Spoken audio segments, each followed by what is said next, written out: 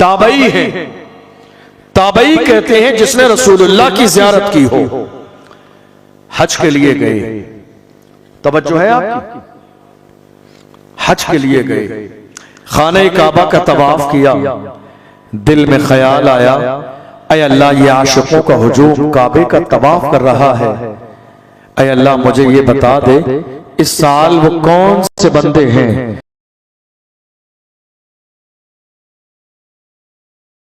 जिनका तूने हज कबूल किया है, ताकि जाके मैं उन्हें मुबारकबाद दूं, और ऐसे लोगों को बता दे जिनका तूने हज कबूल नहीं किया है, ताकि मैं उन्हें जाके नसीहत करूं कि वो अपने गुनाहों से बाज आ जाएं।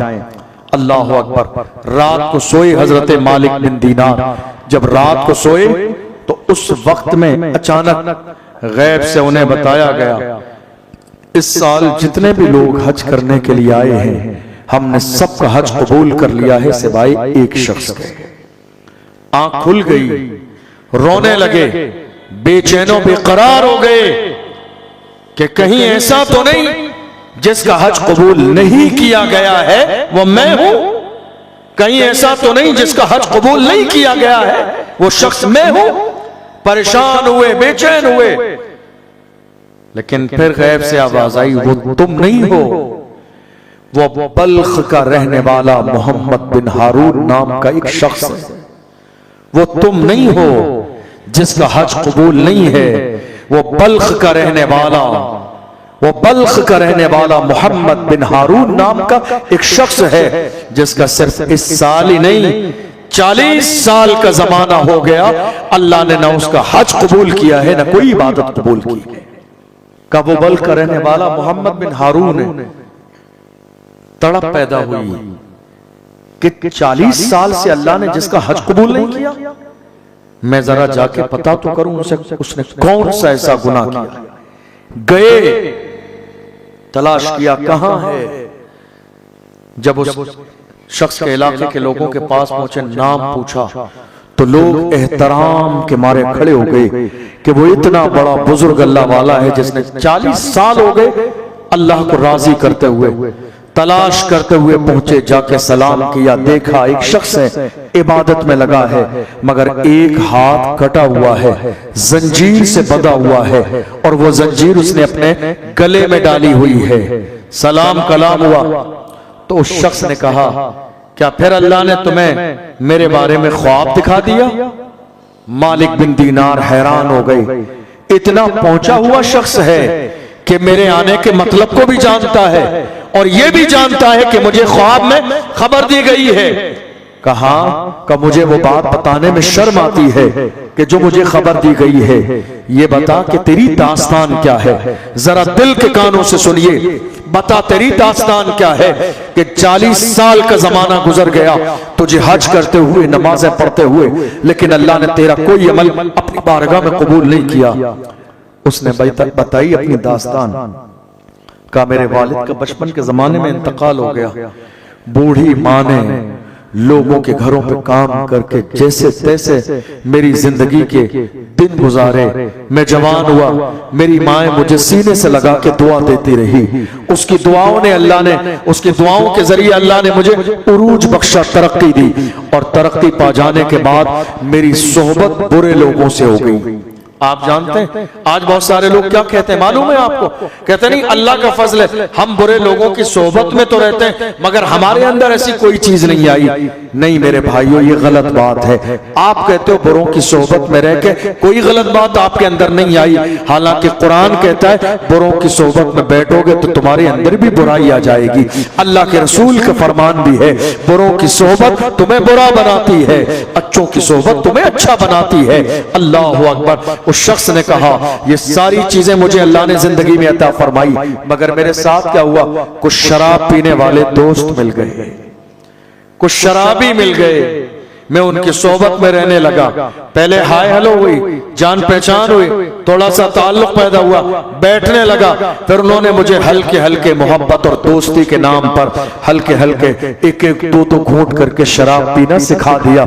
जैसा कि आज मेरी कौम के 18-18 साल के जवान शराब के ठेके पे मिलते हैं, इससे ज्यादा इस कौम के लिए शर्म की बात और क्या हो सकती है। सोहबत की वजह से, दोस्तों को राजी करने के लिए, दोस्तों की खुशी की वजह से आप अपनी जिंदगी और जवानी को तबाही और बर्बादी के दहाने पर लगा रहे। नहीं मेरे अजीजों, ये कोई समझदारी वाली बात नहीं है। अल्लाह के रसूल फरमाते हैं, अगर जिंदगी में हलाकत से बचना चाहते हो तो अच्छों की सोहबत इख्तियार करो, बुरों की सोहबत से दूर हो जाओ। उस शख्स ने कहा मुझे शराब पीने की आदत पड़ गई, हत्ता कि एक दिन हुआ, ये शाबान की आखिरी तारीख थी, रमजान का पहला रोजा लगने वाला था, मैं दोस्तों के साथ था।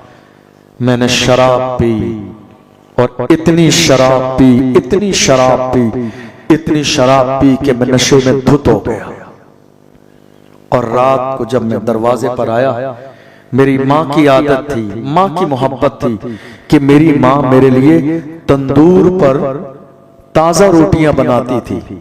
तो मेरे घर जाने का जो वक्त होता था, मेरी माँ घर में तंदूर में आग जला के तैयार रखती थी कि जैसे ही मेरा नूरे नजर लखते जिगर आएगा, मैं चंद रोटियां डाल दूंगी ताकि वो ताजा गर्म रोटी खाए। तंदूर जल रहा था। जब मैं दरवाजे पर आया, मेरी माँ ने मुझे शराब के नशे में देखा।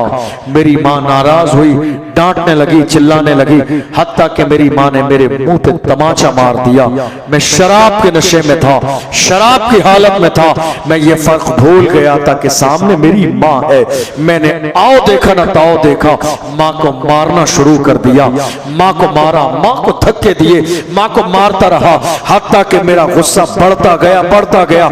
इतना बड़ा मेरा गुस्सा कि मैंने अपनी माँ को उठा के जलते हुए तंदूर में डाल दिया।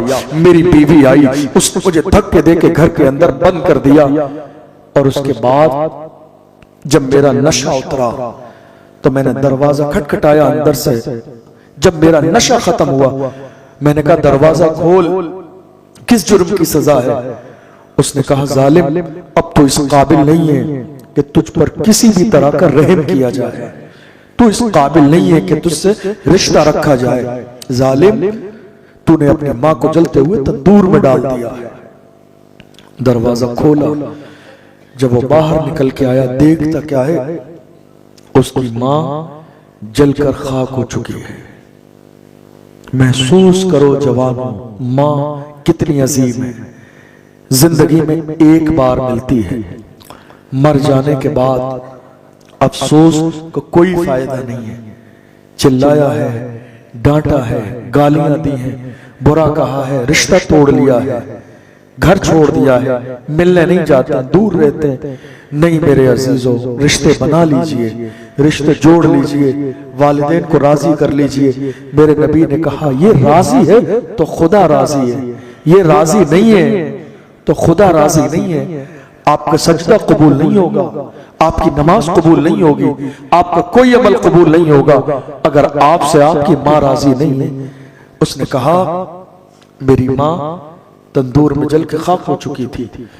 मैंने जिस हाथ से अपनी माँ को मारा था, मैंने उसी वक्त कुल्हाड़ी लेके अपना वो हाथ जिस्म से अलग करके फेंक दिया कि जिस हाथ से मैंने माँ को मारा है वो हाथ इस काबिल नहीं कि अब वो मेरे जिस्म पर बाकी रहे। मेरे पास दुनिया की दौलत जमा हो गई थी मेरे माँ की दुआओं से। इतना बड़ा जुर्म मुझसे हो गया नशे की वजह से, नशे की वजह से। सारी दौलत जो अल्लाह ने मुझे दी थी वो मैंने गरीबों में तकसीम कर दी और उसके बाद मैं घर से निकल गया। आज 40 साल गुजर चुके हैं। मैं दिन में रोजा रखता हूँ, रात को मुसल्ला बिछा के इबादत करता हूँ। 40 साल का जमाना गुजर गया मुझे हज करते हुए, मगर हर साल मेरे साथ ये होता है जैसे ही हज मुकम्मल होता है खुदा किसी न किसी अल्लाह वाले को ख्वाब दिखाता है और मुझ तक ये खबर पहुंचा देता है, जालिम मोहम्मद बिन हारून, तुमने माँ के साथ जो ज्यादती की थी अल्लाह ने उस गुनाह की वजह से तेरा हज कबूल नहीं किया। 40 साल हो गए, 40 साल का जमाना गुजर गया हज करते हुए, 40 साल का जमाना गुजर गया रोजा रखते हुए, 40 साल का जमाना गुजर गया अल्लाह को राजी करते हुए, लेकिन अल्लाह ने 40 साल के जमाने में न एक सजदा कबूल किया, न नमाजें, न रोजे, न 40 हज कबूल किए हैं। जरा अंदाजा लगाइए, न हमारे पास इतनी इबादत है, न रियाजत है, न दौलत है, न माल है, न पैसा है, न नेकियां हैं, कोई चीज ऐसी नहीं है